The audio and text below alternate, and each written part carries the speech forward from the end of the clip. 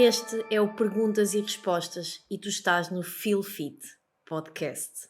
Olá, olá! Seja muito bem-vinda ao nosso episódio número 18 de Perguntas e Respostas aqui no Feel Fit Podcast. Antes de começarmos, já sabes, tenho sempre algumas novidades para te trazer. Então, se já pudeste acompanhar, há também algo que está a acontecer, ou que voltou a acontecer, neste caso, no YouTube, todas as terças-feiras. Então, é verdade, as mega aulas semanais gratuitas voltaram e voltaram em força. Todas as terças-feiras, à 1h12, eu estou contigo em direto, através do meu canal do YouTube, para te trazer então muitos tópicos relacionados com treino, alimentação, suplementação, dia-a-dia, organização, mindset, tudo aquilo que te possa ser útil e te possa ajudar a alcançar não só mais resultados em termos estéticos, mas também em termos de performance no teu treino e também em termos de saúde e bem-estar. Este conteúdo fica disponível para qualquer pessoa aceder durante 24 horas e depois disso fica só então disponível para os meus alunos.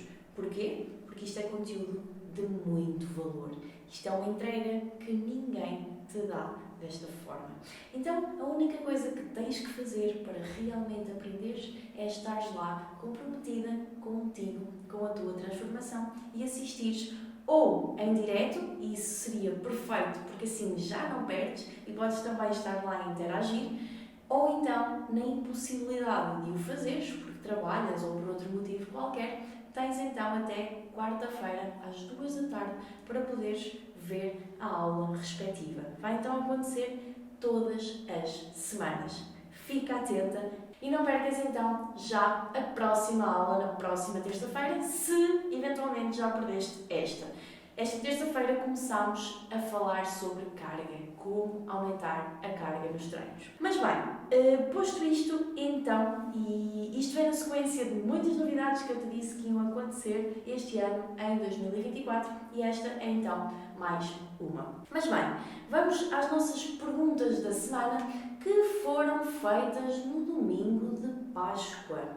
Então, aqui entre amêndoas e pão de ló e cabrito e coiso, fizeste algumas perguntas e eu vou começar por te responder já. A primeira pergunta diz-nos então o seguinte: como lidas com a Páscoa, Filipa? Sinto que nunca consigo levar a dieta avante, há sempre alguma coisa. Ora, excelente pergunta para começarmos. Forte probabilidade de eu ser cancelada logo nos primeiros 5 minutos do meu próprio podcast. Porreiro.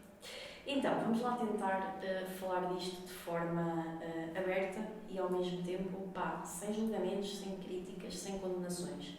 É realidade, ok? Conversa de adulto para adulto. Como é que eu lido com a Páscoa? Como lido com outra coisa qualquer. O dia no calendário não dita aquilo que eu tenho ou não de fazer, porque eu sou uma pessoa com vontade própria, então, se eu quero, por algum motivo, comer alguma coisa diferente, eu como. Eu não preciso que seja Páscoa, eu não preciso me esconder atrás de Natal, de passagem de ano, do aniversário do cão, da tia, da prima, ou do casamento X, ou do almoço da empresa, ou de não sei o quê. Se eu quero comer, eu como, assumindo as responsabilidades da minha escolha.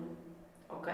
Então, se é Páscoa e me apetece comer uma sobremesa, que eu normalmente não como, eu vou comer. Se é Páscoa e eu não tenho vontade de comer uma sobremesa porque não me apetece aquilo, eu não como. E eu faço isto todos os dias da minha vida. Nem sempre foi assim, atenção. E ainda curiosamente, no domingo de Páscoa, estava a partilhar com uma das minhas alunas precisamente que realmente viver estas alturas, estas épocas, quando vivemos com distúrbio alimentar, é muito duro. Eu nunca comi flor na vida. Nunca me interessei, nunca me puxou flor, amêndoas, não era isso que me tirava o sono.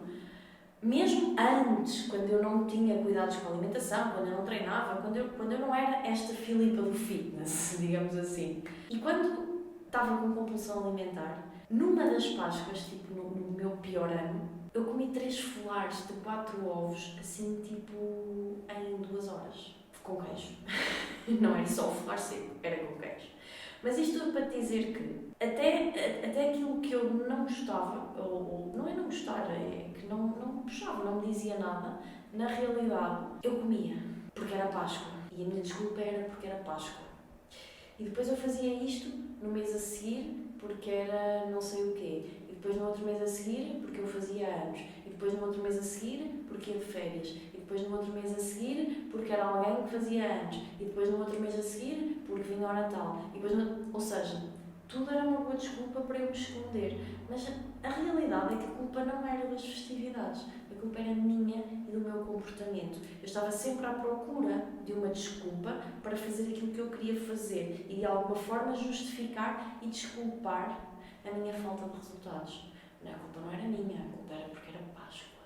Isto tudo para te dizer que, lá está, mais uma vez, nós somos adultos. Nós temos que começar a praticar a autorresponsabilização. E nós temos que assumir as consequências das escolhas que fazemos. Nem sempre vai ser fácil. E lá está, eu estou a dar o meu exemplo de abrir o jogo. Eu também não conseguia escolher de outra forma naquela altura. Mas eu não fiquei agarrada àquele problema. Eu percebi, obviamente, eu sabia melhor do que ninguém que eu tinha um problema. Quando eu quis realmente resolvê-lo, eu resolvi. Demorou muito tempo? Sim. Mas eu resolvi. A maior parte das pessoas não o resolve. Fica ali, anda ali, anda ali, anda ali, anda ali. Vitimização, coitadinha, ai, coitadinha de mim, ai, não sei o quê, ai, é a Páscoa, ai, não sei quantos. Riqueza. Mesmo que tu comas alguma coisa fora do normal na Páscoa, o problema não vai ser a Páscoa. Porque tu de certeza que não conheces nenhum gordo que tenha ficado magro porque comeu uma salada uma vez. Olha, comi uma salada e agora estou magro. Isto não existe. Também não existe alguém que de repente engorda porque, olha, foi Páscoa e comi uma sobremesa. Não existe isto. Tu não és fruto daquilo que fazes na exceção. Tu és fruto daquilo que fazes na regra. Então, o problema não é a Páscoa. O problema é que é hoje a Páscoa, é amanhã porque estás de TPM, é depois porque o teu marido até trouxe não sei o quê e queria comer não sei quantos e queria comer fora e tu também foste e não soubeste fazer uma escolha diferente, é depois porque vais almoçar com os teus amigos e eles estão a comer pizza e tu não queres não sei o quê e não sabes fazer uma escolha diferente e depois culpas a Páscoa. Mas o problema não é a Páscoa. O problema é tudo isto que tu vais somando, todos estes comportamentos diários. Então, lidar com a Páscoa é nada mais do que lidar com outro dia qualquer. Eu, pessoalmente, não me fixo em dias para comer o que quer que seja. Se eu hoje tenho vontade de comer um bolo de chocolate, eu vou comer um bolo de chocolate. Se amanhã for Páscoa e eu não quiser comer um bolo de chocolate, eu não vou comer um bolo de chocolate. Eu vou almoçar com quem tem que ir almoçar, faço a melhor escolha dentro do que há. Se não posso controlar a qualidade, controlo a quantidade. Se posso controlar a qualidade, controlo a qualidade e a quantidade e está tudo certo. Os meus objetivos, o meu bem-estar, a minha saúde, não têm dias. Então, o meu corpo não sabe se é Páscoa, ou se é Natal, ou se é um raio. O meu corpo sabe que tem que receber determinados nutrientes, determinadas coisas. Eu, Filipa, escolho dar-lhe ou não mediante a minha vontade. Quando me apetece, faço. Quando me apetece, não faço. É este o conselho que eu tenho para te dar de como lidar com a Páscoa e de como lidar com tudo. Aquilo que tens de pensar para ti é: toda a gente tem Páscoa, toda a gente tem aniversários, toda a gente tem Natal, toda a gente tem férias, umas pessoas têm resultados na mesma e outras não. Então, se não fosse possível, se efetivamente a Páscoa fosse impeditivo de alguma coisa, essas pessoas não existiam. E elas existem. Então, alguma coisa elas estão a fazer diferente. Elas estão a escolher diferente. Então, é possível. E a vida vai sempre acontecer. Tu vais ter sempre estes eventos e está tudo certo. Se estás à espera que eles não aconteçam para tu teres os teus resultados e assumires as consequências das tuas escolhas, para tu começares a escolher diferente, então, olha, lamento, mas não vai acontecer. Porque o calendário não vai mudar e esses dias também não vão ser extintos. Porque tu queres fazer dieta. Não existe. Então, tens duas opções. Ou continuar a viver atrás dessa desculpa, ou realmente pegar e fazer acontecer. Próxima pergunta diz-nos: treinar peito, mulher, sim ou não? Olha, boa questão. Depende. O grande depende. Depende de quê? Depende do tipo de mulher e de que fase do treino em que tu estás. Isto é, se tu és iniciante e começaste agora a treinar, sim, deves treinar peito, como deves treinar costas, como deves treinar bíceps, tríceps, abdominal, pernas, glúteo, deves treinar tudo. Porque o teu corpo precisa de trabalhar como um todo. Tu precisas de ganhar robustez, tu precisas de ganhar força, tu precisas de ganhar equilíbrio muscular inter e intramuscular, ok? Não só aprender a contrair os sítios certos em determinado movimento, mas também o teu corpo precisa de aprender a relaxar uns sítios para poder contrair outros. Por exemplo, quando eu estou a fazer um bíceps, o meu tríceps tem que relaxar, porque senão a contração do bíceps não existe. Esta contração, esta dinâmica, é fundamental que haja este equilíbrio. Para além disso, se tu és iniciante, para além de precisares de ganhar toda esta robustez no teu corpo, porque isto vai-te permitir depois lá na frente treinares muito melhor e muito mais pesado, mesmo os teus membros inferiores, mas já te falo sobre isso. Mesmo em questões de saúde, portanto, não falando aqui de estética, nem performance no treino, nem nada que se pareça, questões de saúde e posturais, é fundamental que tu não desequilibres o teu corpo, ok? Imagina, jogadores de futebol, por exemplo, costumam ter algum tipo de problema, pubalgias, lombalgias e todas aquelas coisas que acabam em ias. Porquê? Porque eles têm uns membros inferiores sempre a serem trabalhados, enquanto que os membros superiores ficam muito aquém. Então, tudo o que seja um grande desequilíbrio muscular entre parte de cima, parte de baixo, ou parte da frente, parte de trás, ou de esquerda, direita, tudo isto vai impactar negativamente, se há um desequilíbrio, a nossa saúde, a nossa postura, o nosso bem-estar e, consequentemente, mais tarde poderá vir a dar então dores e outro tipo de patologias e de problemas. Então, equilibrar trabalho frontal, portanto peitoral e costas, é fundamental para a saúde dos teus ombros. Por exemplo, trabalhar adutores e abdutores, okay? Parte de dentro e parte de fora da anca, por exemplo, é fundamental para a saúde da tua estrutura da anca. Então, se tu estás, e quando eu digo iniciante, eu estou a falar do tipo os primeiros 3, 4 anos de treino. Deves treinar o teu corpo como um todo. Não estou a dizer para fazeres treinos full body sempre. Estou a dizer para treinares todos os teus grupos musculares, independentemente da divisão de treinos que uses e que faça sentido para ti, mediante, obviamente, o número de treinos que fazes por semana. Depois, falando aqui numa questão mais de performance, de treino e de estética propriamente dita. Uns superiores, um tronco bem forte, bem robusto, vai-te permitir ter uns inferiores potentes. Porque os teus inferiores, repara, não sei se isto é uma coisa que tu sabes, mas vou-te dizer, mais de 50% da massa muscular do teu corpo está da cintura para baixo, ok? Isto é científico, é um dado real. Então, a potência dos teus membros inferiores, dos teus quadricípedes, dos teus glúteos, dos teus gêmeos, dos teus isquiotibiais, a tua capacidade de produção de força dos membros inferiores é estratosférica. Nós sabemos que o músculo, para desenvolver, precisa de levar com estímulo efetivo, portanto, carga em cima. Então, se nós temos todo este potencial, nós temos que lhe dar algo que seja realmente desafiador, não é? Agora, diz-me, como é que tu achas que vais pôr sobrecarga em condições em cima das tuas pernas se não aguentas com ela nos teus braços, no teu tronco? Se tu pensares nos principais exercícios que conseguem ter este potencial de sobrecarga de desenvolvimento de membros inferiores, estamos sempre a falar de agachamentos, lunges, pesos mortos, prensas, stiffs, todas as suas variações. Tudo isto engloba barras às costas, peso nas mãos, peso no tronco, nos ombros, whatever, o que seja. Então, se tu não tiveres uma boa massa muscular e um bom nível de força ao nível dos teus superiores, tu nunca vais conseguir e o teu treino de inferiores ficará sempre muito aquém daquilo que poderia ser e daquilo que é o seu potencial. Então nunca os vais conseguir desenvolver tanto como poderias se tivesses feito todo esse trabalho de desenvolvimento do corpo como um todo no seu tempo certo. Agora, lá está, isto depois quanto mais treinado ficas, não é? Menos treinável. Então, se chegar a um determinado ponto em que já houver determinados grupos musculares em que tu achas que já não faz sentido martelar tanto, porque não queres tanto volume, ou porque já te agrada da forma como eles estão, etc, etc, etc, não precisas de o fazer e podes só ir fazer uma manutenção de vez em quando.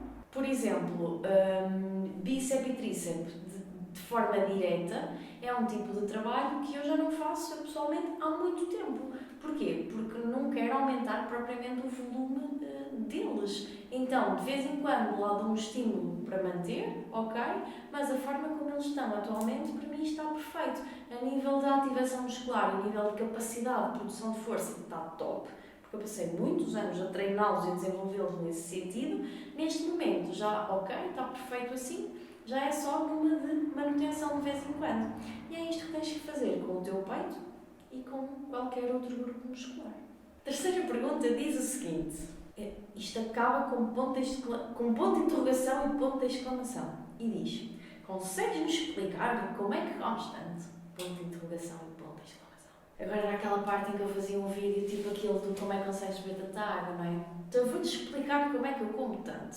Olha, estás a ver estas duas coisinhas? Eu abro, pego na comida, introduzo aqui no meio, estás a ver? No meio, fecho estas duas coisinhas, faço assim tipo movimentos com os dentes, estás a ver? Assim com a boca, fechado, de preferência, e depois, engulo lá para baixo e repito isto muitas vezes. É assim que eu consigo comer tanto. Pronto, brincadeiras à parte, consigo explicar, sim senhora. Então, porquê é que eu como tanto ou como é que eu como tanto? Existe uma coisa chamada gasto energético total diário, ok? Que é o quê? Que é no fundo o somatório daquilo que o nosso corpo gasta por dia nas suas diferentes tarefas, ok? E para esse gasto total diário calórico, o que é que está contabilizado? Ou o que é que entra no cálculo? Entra a tua taxa metabólica basal, que é o número de calorias que o teu corpo gasta por dia em repouso, ou seja, só para existir. Imagina que estavas ligado a máquinas, só para manter as funções vitais internas do teu corpo, fígado, estômago, coração, pulmões, etc., a funcionar, o teu corpo gasta energia, não é? Porque estão ali coisas a acontecer. Isso é a taxa metabólica basal. Depois tens a termogénese do alimento, que é a energia que o teu corpo gasta na digestão e na absorção dos nutrientes da tua própria alimentação, ok? E depois temos ainda outras duas partes onde entra o teu treino, portanto o teu exercício físico planeado, digamos assim, e onde entra o teu NEAT, que é o Non-Exercise Activity Thermogenesis, que basicamente é todo o resto da tua atividade diária que não é planeada, ou seja, lavar os dentes, sair da cama, ir para o trabalho, trabalhar, cozinhar, portanto, todas as tarefas que nós fazemos, isto que eu estou aqui a fazer, estar a falar, portanto, isto faz parte do NEAT. São coisas que estão a produzir energia, estão a gastar energia ao meu corpo, mas que não é propriamente exercício físico planeado, mas também não é taxa metabólica basal, porque eu não estou em repouso, não é? Ok, entendendo isto, então nós entendemos que isto é como aos carros. Cada carro tem o seu consumo aos 100. Todos eles funcionam da mesma forma, mas uns consomem mais do que outros. Na comum linguagem, não é? Uns bebem mais que outros. Isto é exatamente o mesmo nas pessoas. Uns consomem mais do que outros. Um motor consome mais do que outro. Então, se eu der a quantidade certa para aquele carro, para a sua capacidade, eu sei que ele vai funcionar na sua plenitude. E é isto que nós fazemos ao nosso corpo. Então, dieta calculada, primeiro de tudo, nunca te vai engordar, ok? Se estiver ajustada, obviamente. Outra coisa importante é que tu não és eu não sou tu, ok? Então, eu como as minhas calorias, que estão calculadas para mim, Filipa, de acordo com todos os meus dados biométricos, a minha altura, a minha idade, etc, etc, etc, de acordo com toda a minha atividade, o meu treino, o meu dia-a-dia, etc, etc, etc. E depois outra coisa fundamental e muito importante também que tu tens que perceber, que é, nós podemos as duas medir até mais ou menos o mesmo e pesar mais ou menos o mesmo, mas tu não treinas como eu treino e a tua composição corporal também não é a minha, ok? Então, aquilo que eu costumo dizer é que um caminhão não se sustenta ao mesmo que uma motorizada. Então, quanto mais potente for o teu corpo, quanto mais massa muscular tu tiveres, quanto mais denso e robusto fores, mais o teu corpo vai demandar energeticamente. Então, nós podemos pesar o mesmo, mas a nossa composição corporal é altamente diferente. E só por esse fator, eu vou poder comer muito mais quantidade de comida do que tu, sem engordar. Ok? Então, esta é a justificação para a qual eu consigo comer tanto. Porque eu já treino há muitos anos, treino muito bem, com muita intensidade, tenho muita massa muscular e estou-me um pouco cagando para o peso que vejo na balança. Então, o meu objetivo é sempre construir cada vez um saco maior. Quanto mais massa muscular eu tiver, obviamente mais forte eu vou estar, mais bem-estar, mais longevidade, mais capacidade de autonomia, melhor eu ficarei no biquíni, que também gosto muito, verdade seja dita, e mais quantidade de comida eu vou poder comer, porque, precisamente, mais músculo consome mais energia. Ok? Próxima pergunta diz o seguinte: Filipa, treino para fortalecer as costas para quem tem lordose acentuada. O que é melhor? Então, antes de mais explicar o que é uma lordose, porque pode haver alguém aqui que está a assistir e que não está muito familiarizado com este conceito. Lordose é uma curva excessivamente acentuada na zona da lombar, ok? Então, a nossa coluna, anatomicamente, por ela própria, já tem as suas curvaturas, não é? As curvaturas normais. Temos então uma lordose na cervical, temos uma cifose na dorsal e depois temos uma lordose na zona lombar. O que acontece é que há pessoas que têm estas curvas acentuadas demais e isto pode causar dores, outro tipo de problemas como discos, vértebras, bem, enfim, pode causar todo um monte de problemas na coluna. Para quem tem lordose acentuada ou para quem tem qualquer outro tipo de patologia, o melhor treino é sempre o treino de força. Agora, aquilo que tu tens que fazer é, primeiro de tudo, pensar que tu tens então uma curvatura da lombar mais acentuada que o normal. Ou seja, a lombar já tem assim uma curva, né? Que te faz tipo uma curva em direção à barriga, digamos assim. O que é que acontece se tu tens uma coisa assim, tu ainda lhe vais pôr muita carga, por exemplo, assim, em cima dela? O que vai acontecer é que isto ainda vai entortar mais, não é?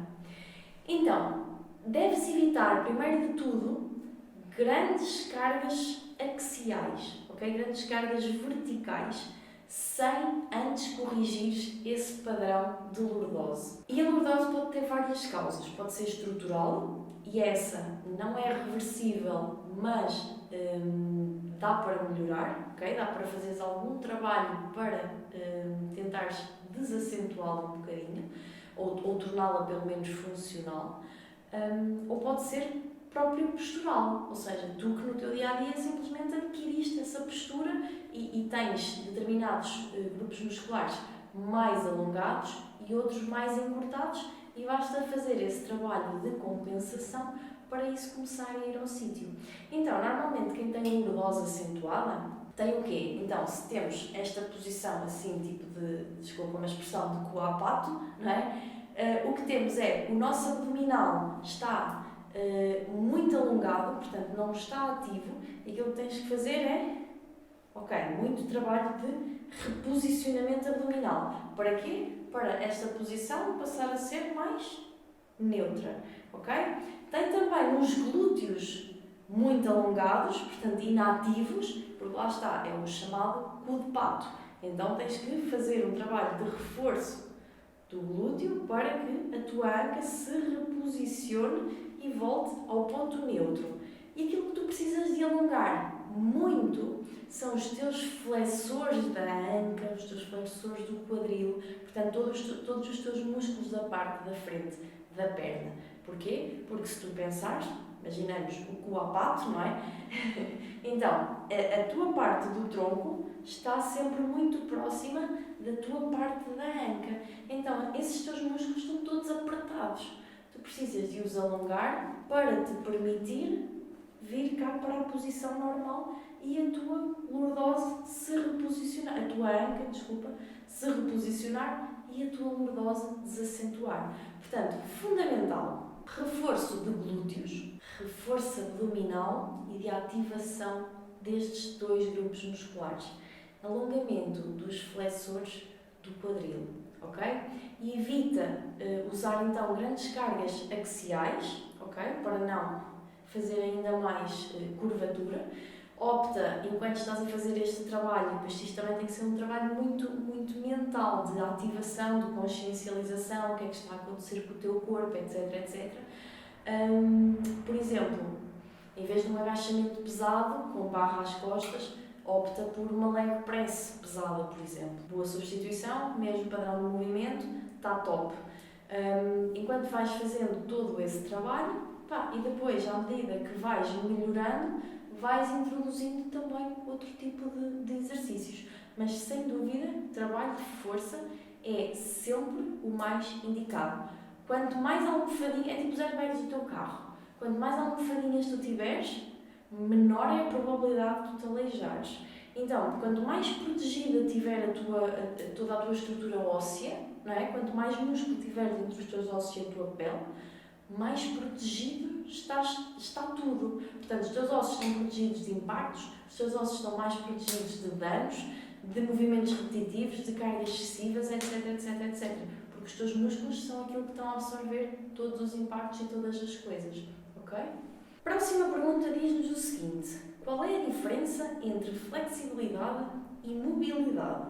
Olha, não sei que tipo de pessoa és tu, não sei se és um profissional da área ou não. A realidade é que estes dois termos, tu saberes a diferença entre eles, é simplesmente uma questão de nomenclatura, ok? De termos técnicos. Porque na prática, saberes esta diferença não creio que te acrescente em grande coisa. No entanto, não faz mal e eu vou-te explicar de forma muito simples. Então, flexibilidade tem a ver com a extensibilidade que o músculo tem. Então, flexibilidade tem a ver com o músculo, ok? Capacidade extensível do próprio tecido muscular. Enquanto que mobilidade, por sua vez, tem mais a ver com a estrutura articular, ok? Então, por exemplo, mobilidade do ombro. Isto é mobilidade do ombro. Não tem propriamente a ver com a capacidade que o meu músculo tem de esticar ao máximo, porque eu não lhe estou a pedir não lhe estou a exigir grande extensibilidade. Tem mesmo a ver com os graus de liberdade da minha articulação, ok? Enquanto que, por exemplo, uma espargata, ok, já tem a ver com o grau de liberdade da minha articulação da anca, mas também tem a ver com a extensibilidade dos meus músculos. Se os meus adutores, da minha parte interna das coxas, os meus músculos internos das coxas, não estão devidamente trabalhados para esticar naqueles níveis de amplitude, eu não vou conseguir fazer uma espargata por muito boa mobilidade que tenha. Pronto, então, essencialmente, esta é a diferença. Lá está, em termos práticos, no teu dia-a-dia, não sei muito bem o que é que isto te pode acrescentar de valor no teu treino, de qualquer das formas. A menos que tenhas um objetivo muito específico, sei lá, de ginástica ou de alguma outra modalidade que tu pratiques ou que queiras melhorar por algum motivo, aquilo que nós fazemos a maior parte das vezes é trabalhar mobilidade, ok? É muito mais interessante, entre aspas, para o comum dos mortais, não é? Portanto, se trabalharmos aqui a questão do movimento da articulação,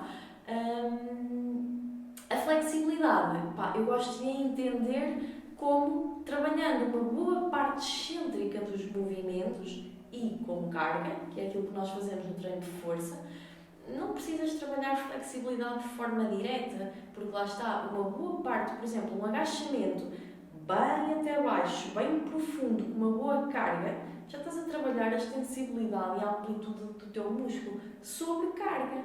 Então, essa flexibilidade, no fundo, acaba por ser trabalhada de forma indireta. Escusa estar ali a fazer aquele trabalho tipo de ginasta, pronto, aquele trabalho que é uma seca, para mim, para ti pode não ser, para mim é uma seca, não me julgues. Mas pronto, é isto.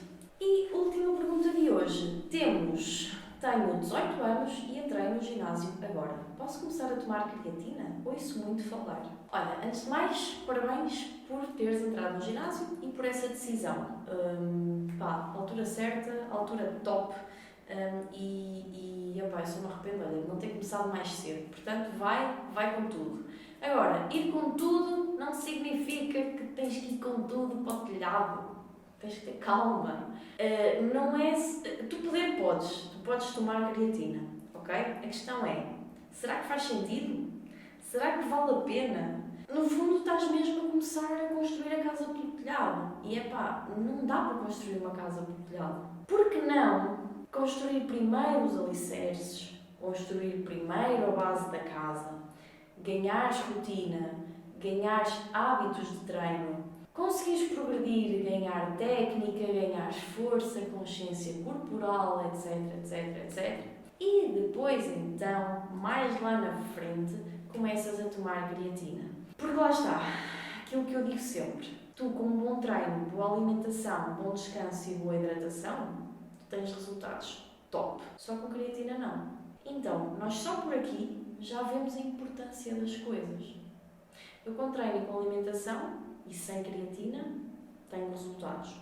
Eu com creatina e sem treino e alimentação não tenho resultados. Então nunca devemos inverter a ordem. Os suplementos não podem vir antes do resto. Eles têm que vir depois, porque eles só vêm potenciar aquilo que já é bom. Então o meu sincero conselho para ti, guarda esse dinheiro, investe num acompanhamento, investe em boa comida, ou compra umas roupas giras para ir treinar, porque também é muito fixe ir treinar a sentir-nos bonitas, é mesmo top, eu não estou a brincar. Ou então guarda esse dinheiro para outra coisa qualquer, para ir ao cinema, para comprar uma prenda a alguém que gostes, ou para ti, ou para estourares em porcaria, para o que for. Mas não gastes em creatina já, porque realmente não faz sentido. Estás a queimar etapas e sem necessidade nenhuma. A verdade é esta. Ainda para mais, com 18 anos, muito provavelmente ainda nem sequer és economicamente independente. Então, não faças isso aos teus pais. Estourar dinheiro que é teu já é um pecado. Estourar dinheiro que é dos outros, devia ser crime. Então, não tomes já creatina, não vale a pena, ok? Aprende a treinar, ganha consistência, aprende mais sobre alimentação, macronutrientes, calorias, etc. Treina forte, progride, dá-lhe e tens tempo para o resto, ok?